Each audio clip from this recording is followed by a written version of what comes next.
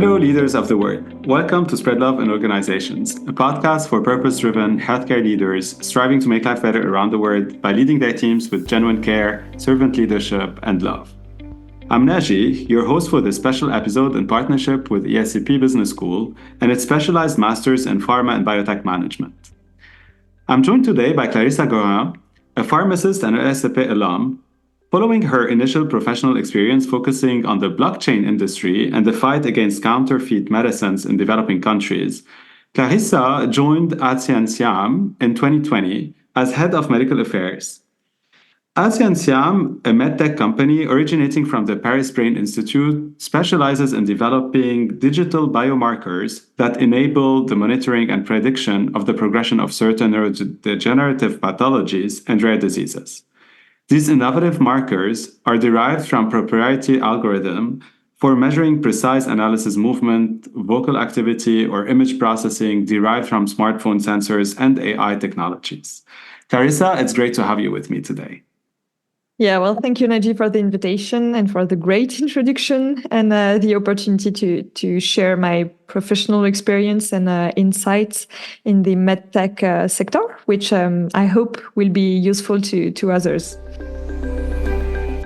So before we go into this passion you have since early on about innovative tech and now AI that became a big subject, can you first tell us more about your personal story? Why becoming a pharmacist, now being a leader in this edge of tech, innovation, and healthcare?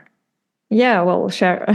Thanks for the question. So I think, I come from a family of doctors. So like the health sector was always a subject when I started to look for different, specialization and formation. So it all started quite classically with this pharmacy sector, from which I chose the industry sector. I wanted first to build a career in the pharmaceutical marketing, but much more related to the drug industries. And with my pharmacy diploma in hand, I joined this ESCP Master of Science, specialized in pharmaceutical and biotech management. For me, it was very interesting because the pharmacy sector offers a wide range of professional paths, such as hospital, city-based pharmacy, and industry. So for me, who wasn't very sure about what type of pathway I wanted to embrace, it was interesting to have such different options. But very quickly, during the ESCP Master of Science, I was quickly offered the first opportunity, professional opportunity, which, can we say, diverted me from this classic path of marketing and in pharma. As I joined the entrepreneurial adventure during the master with some former classmates from the Faculty of Pharmacy, who were launching this blockchain technology project that you were talking about, with the ambitious aim to fight fake drugs in sub-Saharan Africa. I believe that it was very interesting. It was much more related to, public health consideration. And despite my knowledge in the drug system, drug distribution process, I was immediately confronted with new challenges, both in terms of understanding a new technology, the blockchain, which was very famous in that hand, and also major cultural differences in a market that was very different from France. We were able to travel a lot to Ivory Coast. It was a very interesting first experience and a great opportunity for me, going from a more classic path of industry and pharma to open my eyes to new horizon, and in particular to grow my passion for the application of new technologies to the healthcare field. I want to go a little bit there because it's a great experience on how you're framing it, right? You went from what you say the classical path into more tech. You also discovered other challenges that we do not face in countries because we're talking now. You're in Paris, in France, so where you had your studies, and also entrepreneurial. So there's different levels of cultural differences that you had from work to also the patients you were serving. So I'd love to go there and understand now, after the facts, when you look back, what is the key learning or the key leadership lessons that you had through the experiences you've been having? Sure. So yeah, for me, it was very instructive first experience because, as you said, we were coming from our well-developed country's idea, project proposition, and once arriving in Africa, Ivory Coast, it was really a challenge to understand the cultural differences, also regarding the adoption of new technologies. We were coming there with a great idea to fight these fake medicine problems, which is very important in such countries. But we had also this very fine tuning technology called blockchain, where we wanted to capitalize in. And it was sometimes very difficult for us to educate also the local population of the potential harm of such fake medicines and also the usage of such new technologies, even using smartphones on a daily basis, but not something that was so usual at that time in Africa in comparison to Europe and specifically Africa. So for me, it was very important to understand and to have adaptability process in mind to make sure that we adapt the technology to the real needs of the fields. And it was, for me, it's one of the most important capacity of leaders is to have a great adaptability mind process to support agile team culture and also personal cultures of work, to be able, to quickly react if there is some dynamics. For example, here, a new challenge in new countries with different cultures, to be able to adapt such technology in this case. But also it enables great leaders to encourage and exploit new opportunities and to take on new challenges. So I think it was maybe for me the greatest lesson learned on this first experience, that we need to adapt our thoughts and beliefs to the actual needs of the market, and especially for new technologies that come from another situation and other market, to be able to adapt it to local specificities. So do you look now at new technologies in a different way about how they would actually impact patients across the globe? Yes, sure.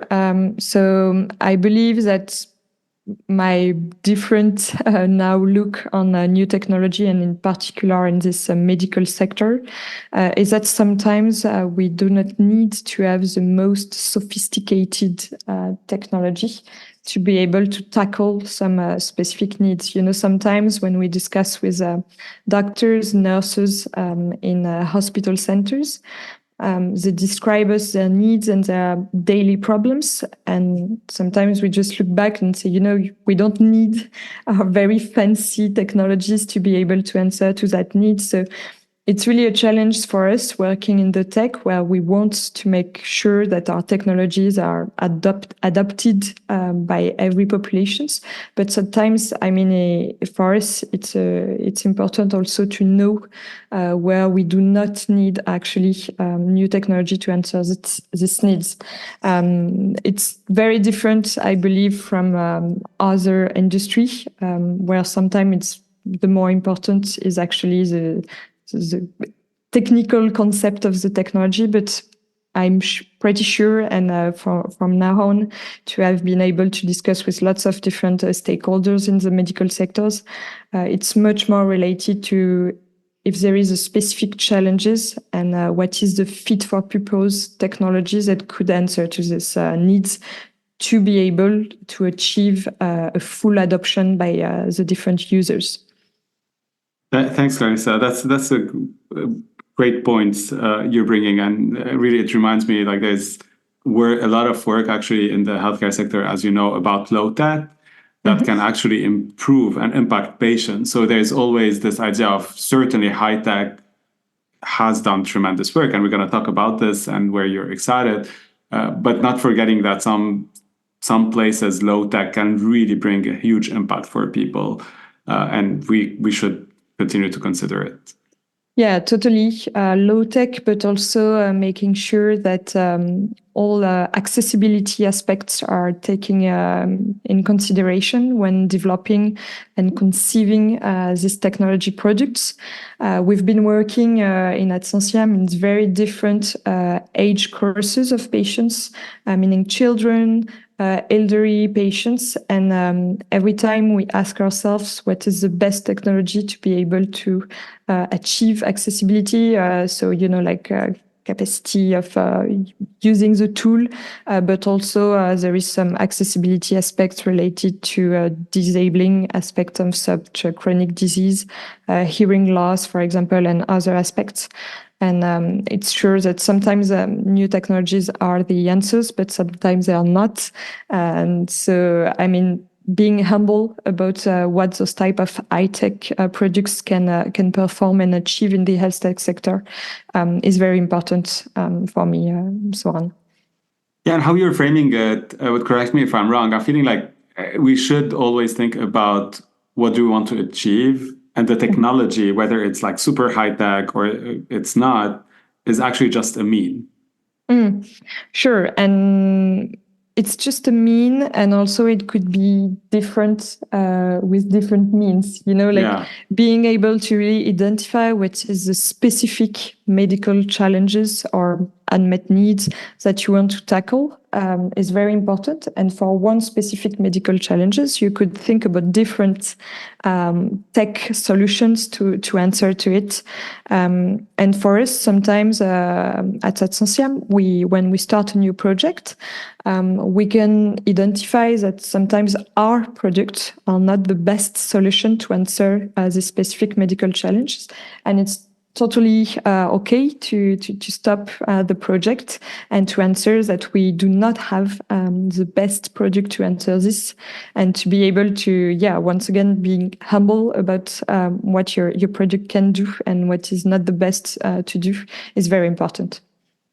I love it. And it starts, as you just said, with the unmet medical need. It really starts with patients. What are we trying to solve to make their life better?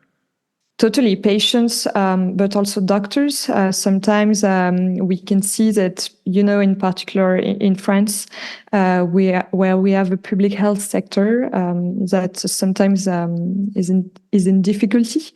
Sometimes we can see some very specific organizational errors or like challenges to be tackled by new technologies. I believe that there is a lot to do in hospital centers, expert centers, to make sure that the whole care pathway is more efficient.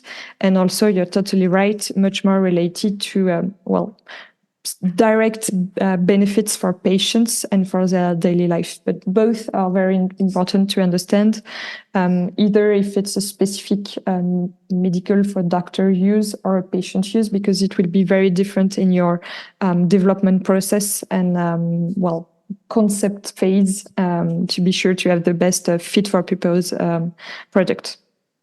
Awesome.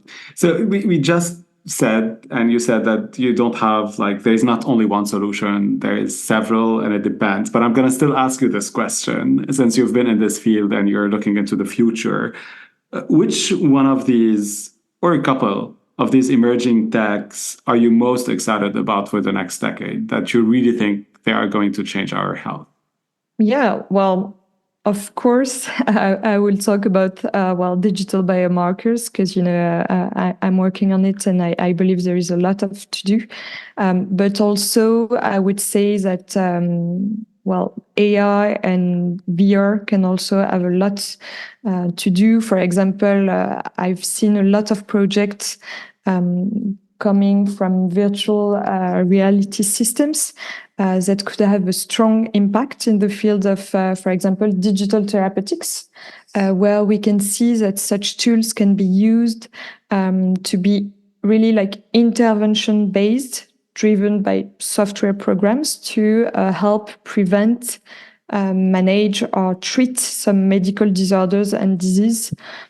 For example, like VR can be used to treat chronic pain, or for example, to aid in rehabilitation programs by incorporating sensors and software technology to provide real-time feedback and guidance to patients directly at home. So it's really something that can be very useful in, for example, neuromuscular disease, other orthopedic diseases. Regarding artificial intelligence in particular, we've been understanding and hearing a lot regarding how AI will replace human doctors in the near future. I really don't think it will be the case. I much more think that it will become critical tools to help augment medical practice, and much more important, to reduce the burden for healthcare providers. So, for example, we can think about diagnostic tools that helps doctors to improve real-time decision-making for clinicians, for example, by analyzing a lot of data at the same time, so that the healthcare provider could not be able to do it. From, for example, patients' medical records or scientific articles or medical guidelines, for example, to give some treatment recommendation or to identify some drug interactions much more easily and with tons of data analyzed at the same times. Regarding digital biomarkers, for me, I believe that such tools as you introduced, that are really new measures of physiological or comportamental aspects of patients, and that are generated directly by patients by the means of digital devices. They have the power to really understand some mechanisms that are not well understood so far. For example, to monitor or predict some diseases, and specifically neurological diseases, where we know that usual biomarkers such as imaging, biology, are not fully sufficient to understand the clinical evolution and response to treatment of individual patients. So it's really a major research challenges for clinicians and for the scientific community at a whole. And for me, it was very important to try to see how those digital biomarkers could be useful in such pathology. I think it's 3 examples. I know that there is tons of more, but I see here some very specific and practical aspects and objectives, because we know there is also lots and tons of technologies that are still in research and development, but that have not, indication and usage ready for the next years. Thank you so much, Clarissa, for this. Can you give us a couple of 1 or 2 use cases, for example, for digital biomarkers, which is one of the specialties here? And I'm interested to learning more on specific use cases that have had an impact on research or on patients. Yeah, sure. Well, maybe some first examples that we have. I could say that in multiple sclerosis, that is a neurological disease, autoimmune disease, where we know that patients are evolving during the years and progressively going into a late progressive phase, where they tend to accumulate some disabling aspects of their disease. And which is the first cause of disability in young patients after traumatic cases. So really major public health impact for such disease, and where, as so far, it's very difficult for clinicians, so mainly a neurologist, to understand why some patients are progressing more rapidly than others.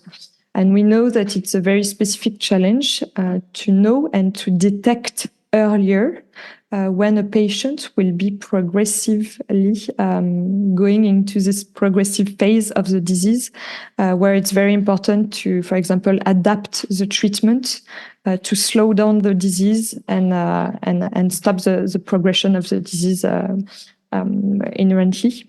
And so here we know that the typical biomarkers are not sufficient to detect and predict the true moment where such patients will be transforming into their disease phase.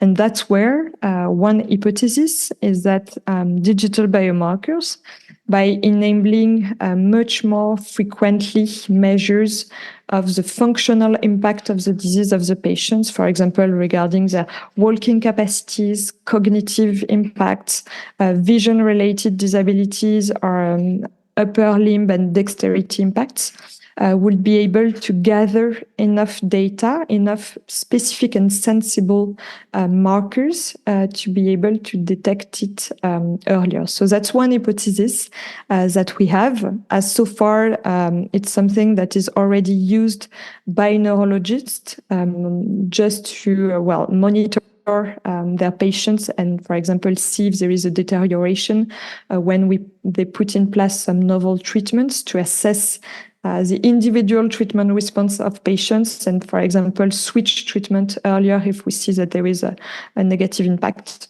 So maybe that's one example, much more related to patient care, but also research, because of course it's very important for industry players to making sure that they have some specific markers of a response to treatment to be able to treat earlier the good patients at the right time. So yeah, that could be maybe some a first example. And maybe the second example that I could have, a recent example that we saw much more related to psychiatry, where we know also that it's very difficult to understand the different biomechanical pathway of in psychiatry, and much more in acute phases of psychiatry dimension. And another example that we developed and is currently in the clinical validation phase is to being able to identify some novel digital biomarkers of treatment response in antidepressant populations. The challenge that we wanted to tackle is that so far, when a patient, a major depressive patient, is being prescribed some antidepressant medications, we need to wait a long time to being able to really see if this treatment is efficient on the patient or not. So the hypothesis is that we developed some specific vocal biomarkers of the voice of the patient, which we know are correlated to their depressive state or not. And with the combination of lots of other biomarkers, we could be able to detect very early if the patient is answering to his treatment or not. Those are great examples. I want to ask you how you're thinking about sensors, voice recognition. How does this get incorporated in patients' lives? Because we're like surrounded by sensors, right? And would I have like one watch here, another one here? Do I have to input the data? And I'm not going to go into, unless you want to, like all the GDPR data privacy field of science, right? But really more from a user. If I'm thinking about a user, me as a patient, and the amount of sensors I would have and how I interact with them, how I make sure they're giving you the information. How are you guys thinking about this? Is it like a new technology, like physical sensors or technologies you're bringing? Are you trying to incorporate with whatever the big tech companies have? How do you think about that? Well, I believe it's very depending on the usage and indication that you want to achieve. For us, it's very important that the technological tool is incorporating in the real life of the user. So we want to capitalize of some tools that the patient already have in his own hand. So that's why we mainly work on the smartphone of the patient, making possible to transform the smartphone into a medical recording system that the patient doesn't have to equip and to buy another external sensor that is sometimes difficult to put in his own daily life. So, well, if it's, for example, for a clinical study or for a research-based program where we know that is, during a certain amount of time, but it's only during a few weeks or a few months, we can totally imagine to have like a very specific external sensor, very sensitive, very hard tech product. But if we believe into a real life usage, as we are working with in Ad Scientiam, we try to work with the most known products of patients at no cost for patients. It's very important for us also to achieve equity and large usage adoption in the general population. So that's why we capitalize on the different sensors that are already embedded in the smartphone. It's totally possible to work also with some external sensors that the patient would already have. It's always just a question of interoperability that lot of technical providers can put in place. But if you're all just talking about a clinical study, clinical research usage, it's very different because you don't have all this user experience requirements to put in place, as there is no long-term adoption and usage questions to answer to. So, I mean, it really depends on the type of project, but for real life usage, we totally recommend, and that's what patients are telling us, to use the most easy tools that they already, almost all of them have in their pockets, which is the smartphone or smartwatch or any other, known product for patients and easy to use.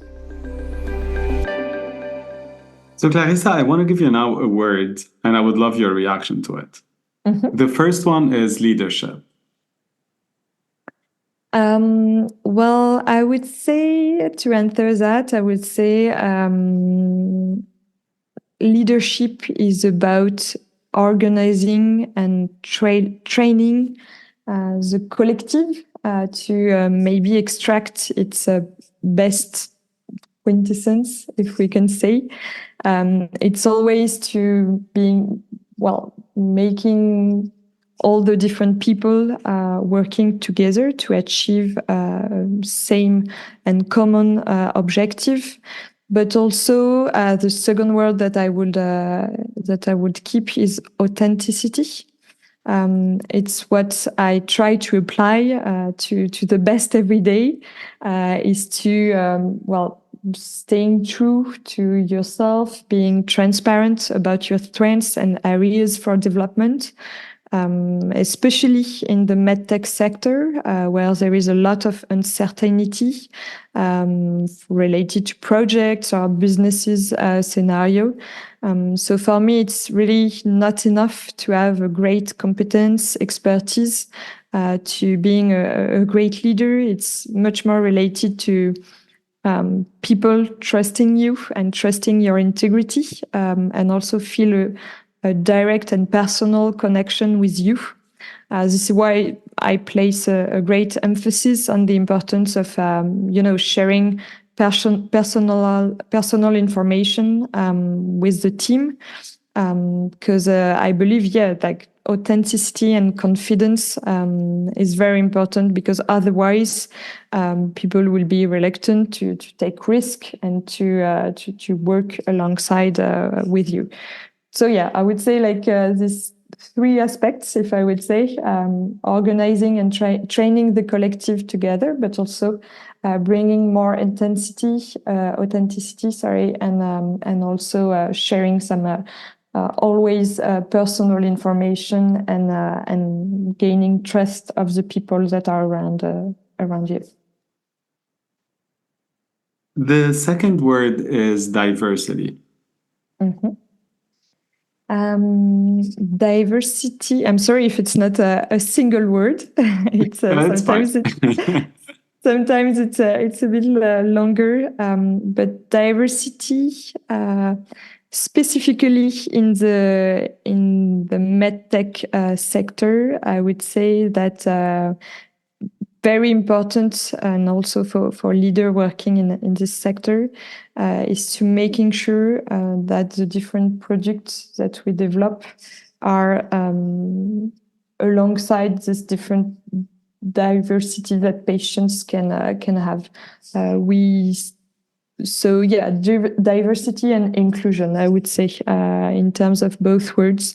We know that for a long time, these high-tech products were mainly developed for well-profitable populations, and were not used by all of the different diverse population that were targeted.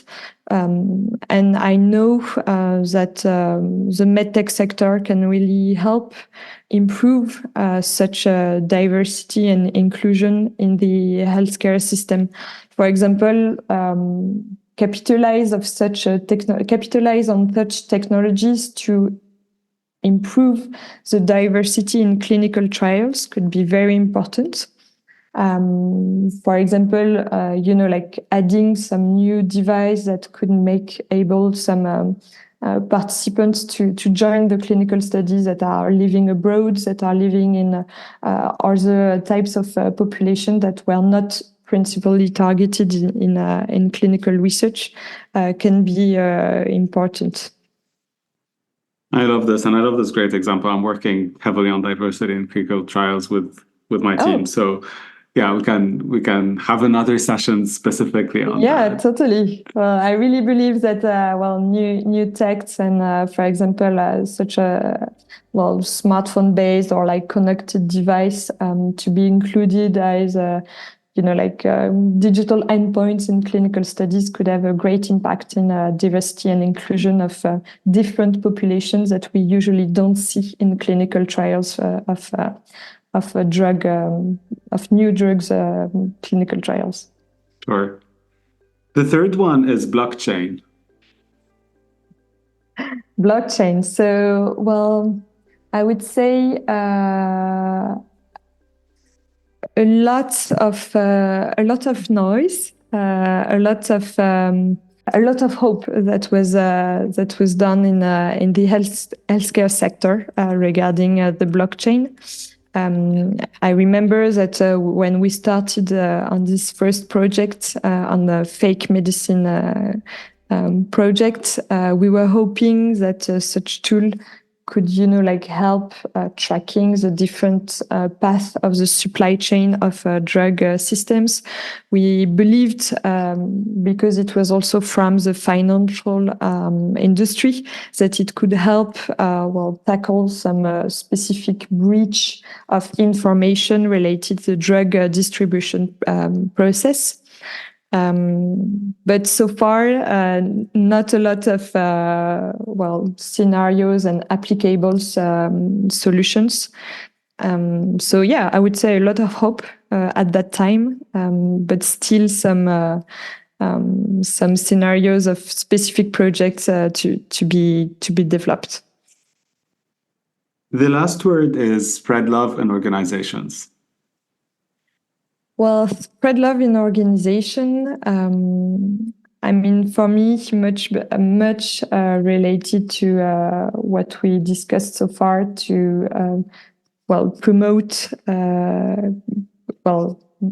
authenticity and also promote trust around people by giving them the opportunity also to discuss, to talk, to have their own point of view in our process. That's really something that we try to put in place at Ad Scientiam. It's very scaling dynamic in this health tech startup environment.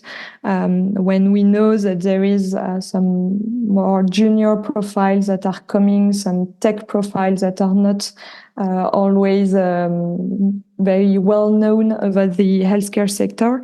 And for me, spread love in an organization would say like giving the opportunity to each to give their own point of view as part of the process, as part of our process methodology. Just making sure that even if it's, there is not this, lot of hierarchy in between the different people in the organization, but making sure that all the different voice of people are heard. Any final word of wisdom, Clarissa, for healthcare leaders around the world?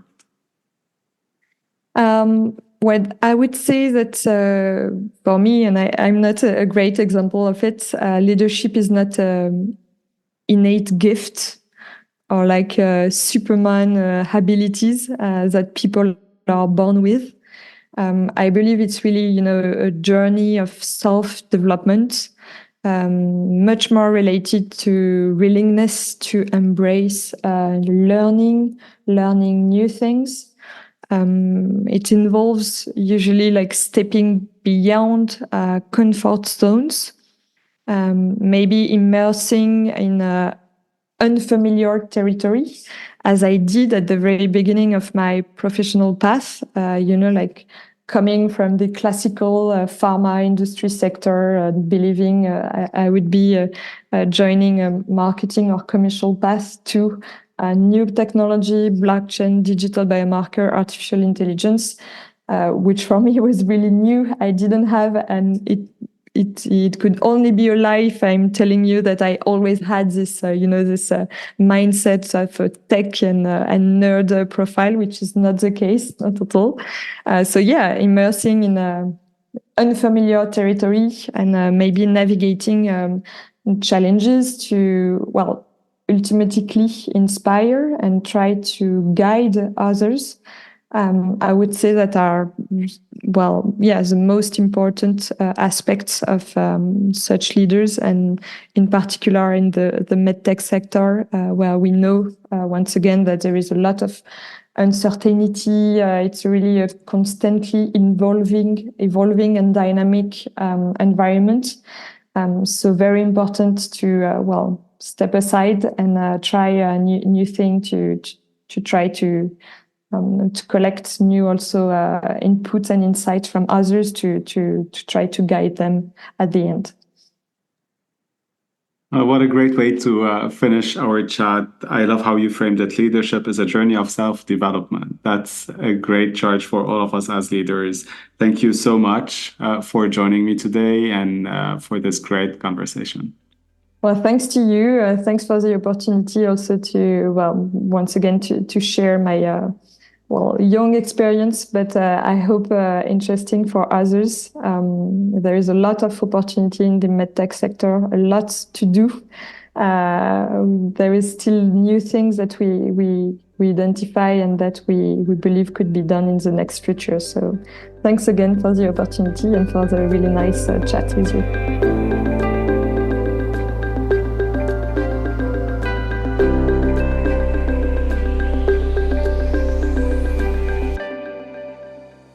Thank you all for listening to Spread Love in Organizations podcasts. Most episodes in partnership with the ESCP Business School are available on SpreadLoveIO.com or on your preferred podcast app.